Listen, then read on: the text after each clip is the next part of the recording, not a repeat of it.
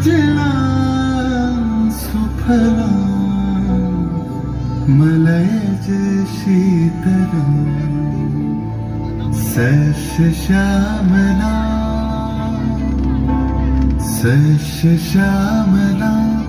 मातरं वन्दे मातरम्।